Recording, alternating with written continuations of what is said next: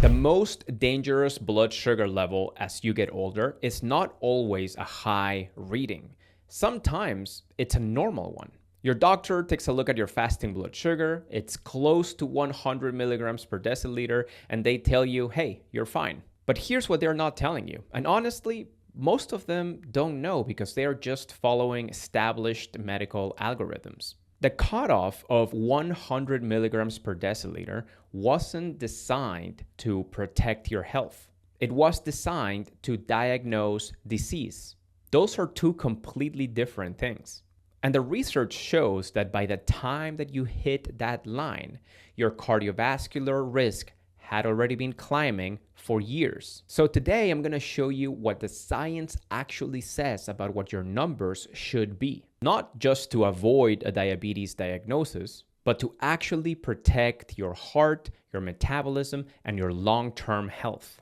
And I'm going to go ahead and give you a target range that your doctor has probably never heard of. And as always, I want to give you free guidance to lower your blood sugar levels. Go ahead and comment guide below this video so I can send you free meal plans that help you reverse insulin resistance. Let's go. Okay, so first, I want you to change the way that you think about blood sugar risk. Because most people think that it works like a light switch. Below 100, the light is off and you are safe. Above 100, the light is on and magically you have a problem. That's not how it works at all. Risk is a dimmer switch. It starts rising gradually well before crossing any diagnostic line. And the research makes this pretty uncomfortable once you see it. A large national health study from Chile examined fasting glucose levels across the population and found that people with fasting glucose around 98 milligrams per deciliter, still completely within the normal range by the American Diabetes Association standards, had roughly double the odds of clustering 3 or more cardiovascular risk factors compared to people with lower fasting glucose. Still normal on paper, but double the risk in reality. And a German angiography study, basically the study of blood flow inside of your arteries and veins, found something interesting as well. They noticed a continuous linear increase in coronary heart disease risk as fasting and post-meal glucose rose, even entirely within what the researchers called the sub-diabetic range. No clean cutoff where the risk suddenly appeared. Just a steady, unbroken climb. Think about that for a second. Your doctor looks at your fasting blood sugar, it says 98 milligrams per deciliter, and they tell you, hey, everything is fine. The medical system drew a line at 100 because they needed a line to make diagnoses. However, your arteries don't care about arbitrary thresholds. Okay, so now let's talk about your A1C because this is an extremely important number. And before I show you the data, let me actually explain to you what it is. Because we should all be testing our A1C at least twice a year, and when you get the results, you should know what you're looking at. Every time that glucose circulates your bloodstream, some of it sticks to the red blood cells. The more glucose in your bloodstream, the more it sticks. An A1C test measures the percentage of glucose molecules attached to red blood cells. As simple as that. And because your red blood cells live for about 3 months, this number tells you what your blood sugar has been doing for the last 90 days or so. This is the reason why it's so much more powerful than a single fasting blood sugar test. Now, the standard range for A1C says that 5.7% or below is normal. And diabetes, type 2 diabetes, is diagnosed at 6.5% and above. The middle ground between 5.7 and 6.5 is considered pre-diabetes. But most doctors tell people in that range that they are fine, or even if your A1C is barely on the 5.7 scale, they're just going to tell you to go on your merry way. For reference, my A1C is 5.1%, and later in this video, I'll tell you how I keep it in this range. The Nurses' Health Study and Health Professionals Follow-Up Study, two of the most respected long-running health studies ever conducted, found that compared to people with A1Cs between 5.0 and 5.5%, people with A1Cs between 6.0 to 6.4%, technically still normal by the doctor's standard, had nearly double the risk for coronary artery disease. And the relationship was linear, risk climbing at approximately 29% for every half point starting at 5.0% A1C. That's pretty mind-blowing. And a separate meta-analysis pulling 6 cohort studies and nearly 29,000 participants found the exact same linear relationship between A1C and cardiovascular events, even after adjusting for every other risk factors they could find. So let me put this plainly. Your doctor looks at your A1C, it says 6.1%, and they tell you you're not diabetic. It's true, but the research shows that your cardiovascular risk has already climbed significantly. And those are not the same statement, not even close. Now, most of you ask me, Jose, how can I lower my post-meal blood sugar spikes? And I truly love that you're asking this question because your health depends on it. I made a whole video about how to lower your post-meal blood sugar spikes. Go ahead and click right here to watch it.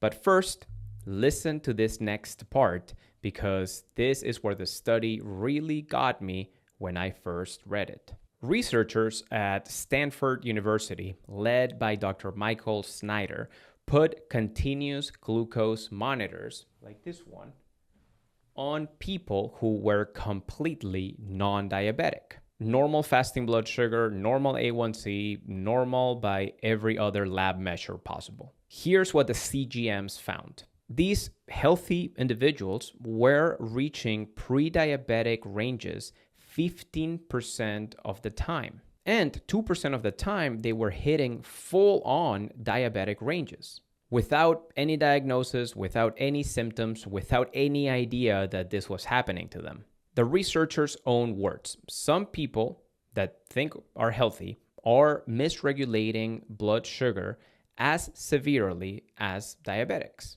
with no awareness of it whatsoever. Think about that, what that means for a second.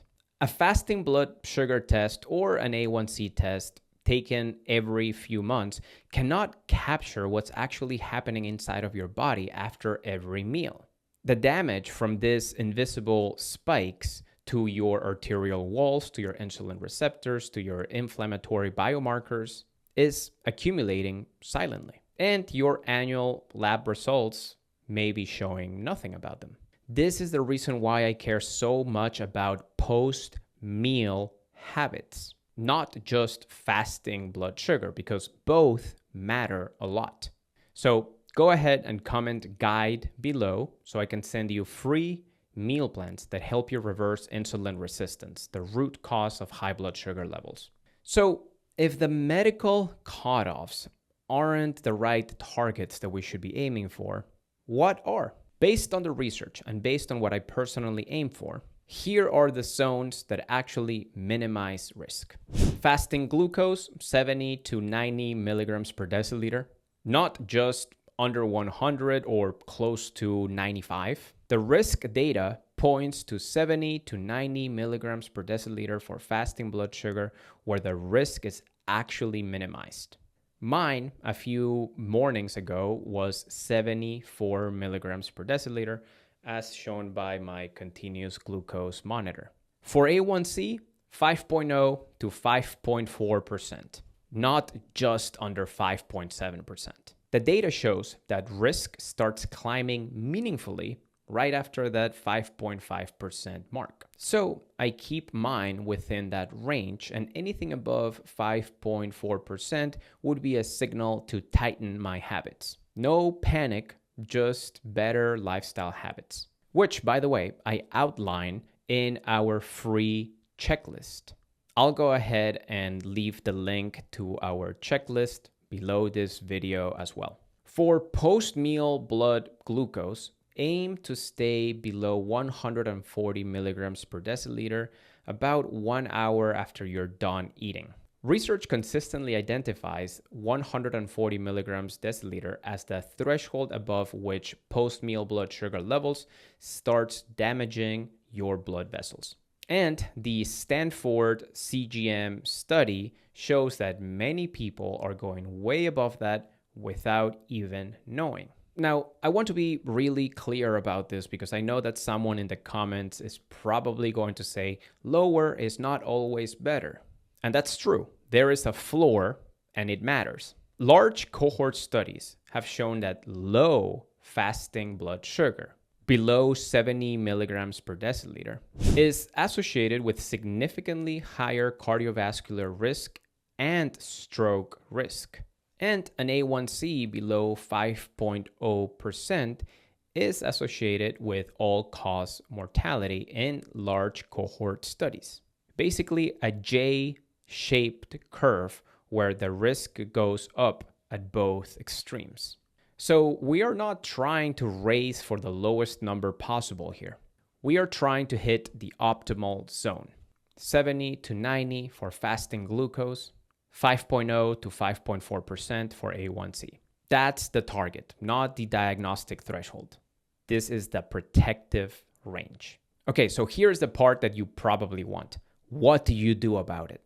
If your fasting blood sugar is between 90 and 100, or honestly even higher if you're watching this video, and your doctor told you that you are fine, or maybe they told you to act now, here's what truly moves the needle into the protective range.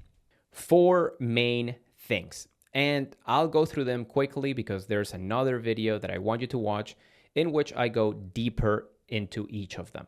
Number 1, post-meal walks. The moment you finish eating, get up and move. Your muscles pull glucose directly out of your bloodstream without the need of insulin. No medication, no restriction, just movement. Number 2, 35 to 40 grams of fiber every single day. This one habit alone moves the needle more than most people realize. And if you don't know how to build high fiber meals, comment guide below and I'll send them your way. They are free. Step number 3, close your eating window by 6 or 7 p.m. The overnight fast is one of the most powerful metabolic tools you have. And number 4, add berberine to your routine, 600 milligrams with your first bite of breakfast and dinner. And here's what makes berberine uniquely suited for this conversation. Berberine's mechanism is hyperglycemia dependent. It activates specifically when your blood sugar is elevated and essentially stops when you are in the normal range. It cannot push you below the floor we just talked about. So if your numbers are high right now, there is some work to do, but don't worry because it's possible to come back down to the optimal range. JADE Supplements Pure Berberine is 600 milligrams per capsule, the exact form of berberine used in clinical trials, third-party tested. I personally take it daily. The link is also below this video, and you may use the code REVOLUTION10 for an extra added discount on top of the already discounted price. And if you want to learn and go deeper into each of the habits that help you reverse insulin resistance, go ahead and watch this video that I'll link right here. Okay, look, your doctor's range was built to diagnose disease, not really to protect your health to the highest extent possible. Risk doesn't flip magically at 100 milligrams per deciliter or 5.7% A1C. It climbs continuously, starting well before those threshold lines. And it has a floor too. So the optimal zone is specific. 70 to 90 milligrams per deciliter for fasting blood sugar and a 5.0% to 5.4% for A1C. That's what you're aiming for, not the diagnostic threshold, the protective range. Remember that.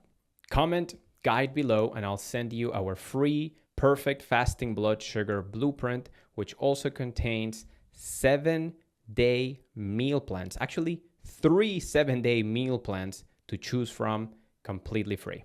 Please, if you like this video, hit like, subscribe to our channel, and share it with someone who really needs to lower their blood sugar levels.